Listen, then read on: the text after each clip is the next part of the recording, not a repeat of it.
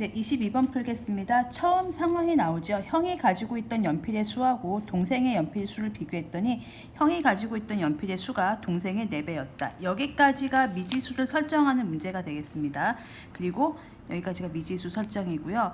여기까지 식세우기일 겁니다. 보시면 형이 동생에게 8자를 주었더니 어떤 액션을 취하는 거죠. 상황이 달라졌습니다. 8자를 주었더니 이제 중요한 건 형의 연필수가 동생의 연필수보다 적게 되었다. 이렇게 얘기하는 거죠. 그러면 보시면 여기가 형이고요. 여기가 동생입니다. 그리고 처음 상황이 있고 나중 상황이 있습니다.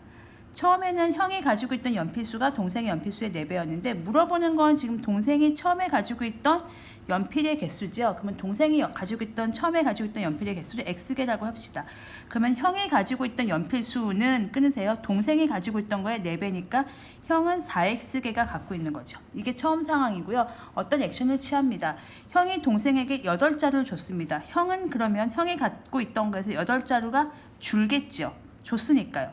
근데 중요한 거는요. 동생은 그 8자루를 받았으니까 원래 갖고 있던 거에서 8자루가 늡니다. 이해 가셨습니까? 여기서 빼고 형은 줬으니까 그만큼 줄고요. 동생은 받았으니까 그만큼 늡니다. 이걸 조심하셔야 됩니다. 그래서 형의 연필수가 동생의 연필수보다 작게 되었다, 적게 되었다 이렇게 되는 거죠. 이게 식세우기가 들어가는 거죠. 이게 식세우기고요. 이게 미지수 설정이 되겠습니다. 그러면 요거를 풀면 되죠. 4x-8 형의 연필수가 동생의 연필수보다 적다. 그럼 이항하면 3x고요. 얘가 16이죠. x가 3분의 16인데 얘는 5와 3분의 1입니다. 즉 5점 얼마죠?